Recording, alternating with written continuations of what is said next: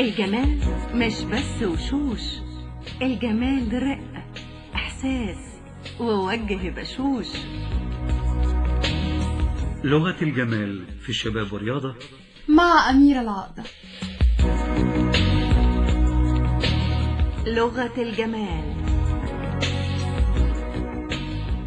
ازاي كل بنت من بنات حوا تعرف الميك اب المناسب ليها؟ إريني حليم خبيرة التجميل هتعرفنا ازاي. احنا الاول نتكلم على الفاونديشن عشان دي اول حاجه بنعملها، وقبل الفاونديشن كمان بنحط كريم كويس قوي للوش علشان يبقى طري، وزبدة كاكاو علشان الشفايف. ففي الفاونديشن احنا قلنا هنختار نفس اللون بتاع وشنا ونحطه ونوزعه على الوش كله والرقبة، وبعد كده بنمسك بقى نغمق ونفتح في الحتت اللي احنا قلنا عندنا عارفين ان هي فيها دي فوق او كبيرة شوية او صغيرة شوية. احنا اهم حاجة الفاونديشن بنختار نفس اللون بتاع الوش وبنجيبه ونوزعه كويس قوي على الوش والرقبة، اهم حاجة نوزعه كويس.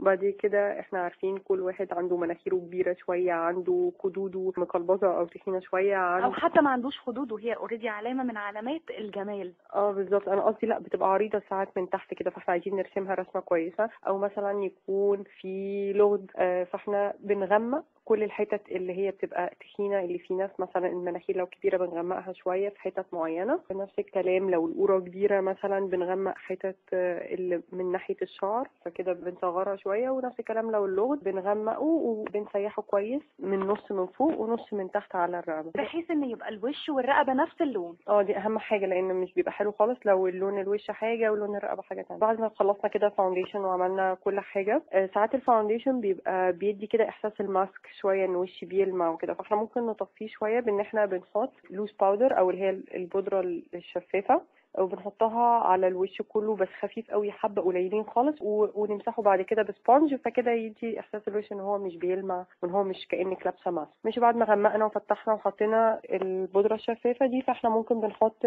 البلاشر بعد كده. البلاشر بيبقى حلو قوي مثلا لو بنت بيضة او كده، ممكن بنحب نحط حاجات على روزات شوية، ولو سمرة البرونزاج والحاجات دي اللي هي الحاجات الذهبي شوية او الملبن. بالظبط. وفي نفس الوقت كده ده البلاشر. العين برضو اللي عادة الالوان الذهبيات والالوان الترابية دي بتبقى لايقة حلو قوي على السمر، والروزات والفضيات والالوان بتبقى حلوه قوي على البيض. الماسكرا بتليق على كل الناس. من احلى الحاجات اللي في الوش بتبقى الرموش، كمان ممكن لو عندنا مناسبات كده سبيشال شويه او حاجه مهمه بالنسبه لنا ممكن كمان نركب رموش، او انا بحب اركب رموش لما حد بيجي لي ايفنت مهمه بالنسبه له او حاجه بنركب رموش، بتفرق قوي في الشك وبتوسع العين دايما. طب وبالنسبه للاستخدام اليومي نقدر مثلا نحط رموش واحنا نازلين الشغل بما انها بتدي جمال فظيع للعين؟ لا هي تبقى كتير قوي يعني، فيفضل ان احنا نحط ماسكرا كمان ومش تقيله كمان عشان ما تبقاش اوفر على الصبح. احنا هنفضل ان الصبح تبقى الدنيا سيمبل وهاديه، وبالليل لو رايحين مناسبه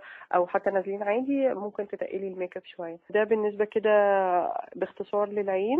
ممكن برضو بقى في الشفايف والروجات. بصوا الالوان الغامقه اصلا طالعه مش موضه قوي حتى لو في الشتاء، يعني بلاش البنيهات القاتمه قوي ولا النبيتي الغامق قوي. غير النبيتي ممكن مثلا لو في فرح وبرضو يراعى ان هو يكون لايق مع بقيه المكياج بتاع العين والوش. والبني والحاجات دي مش طالعه موضه. الالوان الفاتحه اللي هي البوادي روز او البينكات الفاتحه او البيجات شويه، الحاجات اللي شكلها نيود دي هي اللي بتبقى موضه اكتر. طيب بالنسبه للميك اب اللي هو كريستال والمات اللي هو اللامع والاوريدي من غير لمعه، موضه بيليق على مين ما بيليقش على مين؟ بصي هو يعني الاثنين على حسب بقيه شكل الميك اب. يعني لو عايزه تعملي حاجه الالوان العين بتبقى شايني شويه او فيها جليتري او كده، فيفضل ان البق يبقى مات شويه. يعني اذا احنا حاطين ميك اب لامع او كريستال في العيون يفضل ان الروج ما يكونش فيه لمع. بالظبط، عشان يرد عليه ما يبقاش حاجات كلها يبقى وشك كله بيلمع يعني، فاهمه؟ لغة الجمال في الشباب والرياضة مع أميرة العقدة. لغة الجمال.